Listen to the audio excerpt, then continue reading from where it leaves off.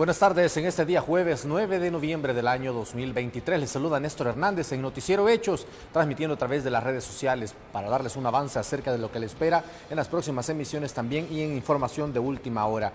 De momento, según las autoridades, 5.775 casos de violaciones a los derechos humanos en el marco del régimen de excepción. Bueno, lo reportaron organizaciones de la sociedad civil ante la Comisión Interamericana de Derechos Humanos. Agregan que contabilizan al menos 193 personas fallecidas en detención.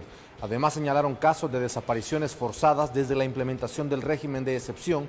Se han realizado más de 72.000 capturas porque fueron vinculados con pandillas y más de 7.000 personas que han sido puestas en libertad tras comprobarse su inocencia. Los representantes de la Comisión Interamericana de los Derechos Humanos escucharon en audiencia a las organizaciones y al mismo tiempo al comisionado de Derechos Humanos de la Presidencia, Andrés Guzmán, al respecto. Las organizaciones de derechos humanos han registrado 327 denuncias de desapariciones forzadas perpetradas por agentes estatales en el marco del régimen, las cuales han vulnerado en un 85% personas de género masculino y en un 15% de género femenino. La mayoría, el 61%, entre los 18 y 35 años de edad. Estas desapariciones forzadas fueron precedidas de detenciones arbitrarias realizadas por policías o militares, tras las cuales se ha producido la negación de información sobre el paradero de las personas.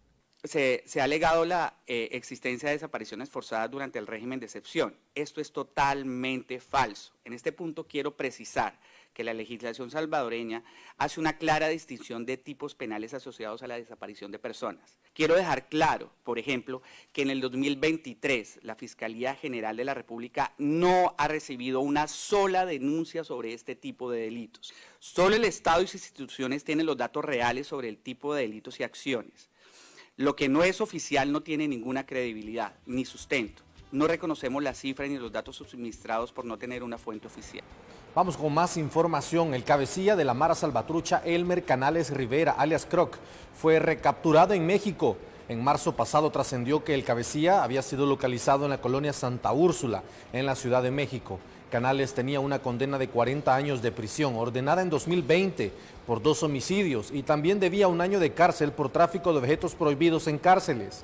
En 2021, una orden de captura de Interpol fue recibida y se le acusó de terrorismo transnacional y narcotráfico en suelo estadounidense.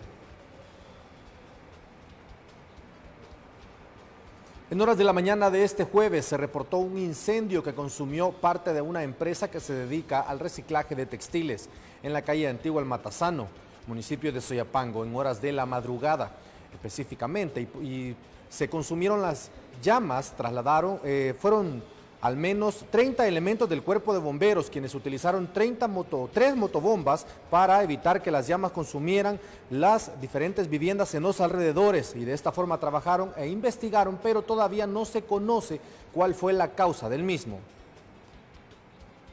La versión de ellos es que escucharon unas explosiones, al parecer como de cortocircuito, pero esa versión por el momento no podemos asegurarla. Tenemos que hacer una investigación exhaustiva para poder determinar con exactitud si esa fue la causa del incendio. Aparte de eso, tenemos que ver el origen del mismo, ¿verdad? Para por así pues ya poder decirlo con exactitud qué es lo que sucedió en el lugar.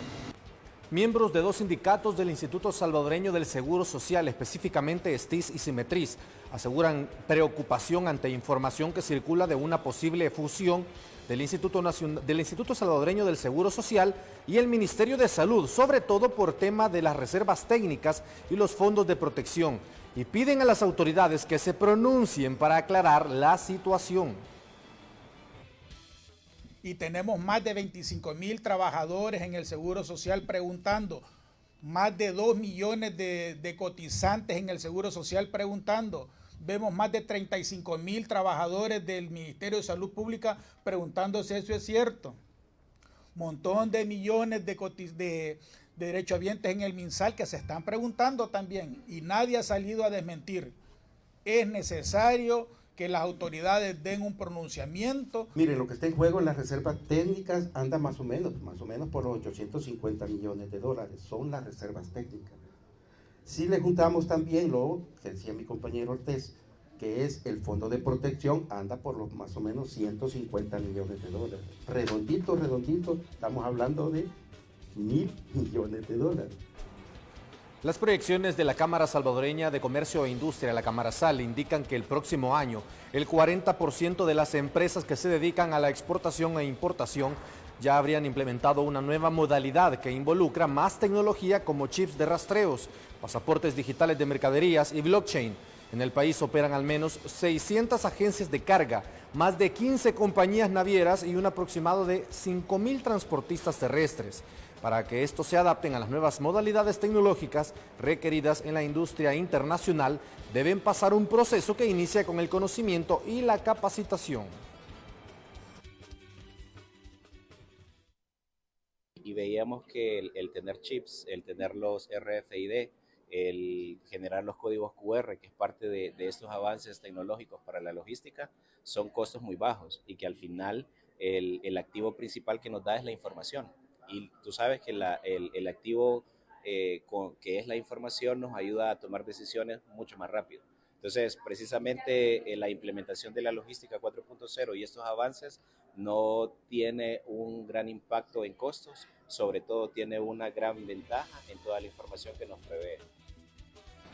Por supuesto, en la siguiente emisión de Noticiero Hechos, la emisión estelar a partir de las 8:30 de la noche, usted tendrá más detalles de todo lo que ocurre en El Salvador y en el mundo, y también pendiente de las redes sociales de Noticiero Hechos y la Red Salvadoreña de Medios. Gracias por acompañarnos en las redes sociales y que pasen buenas tardes.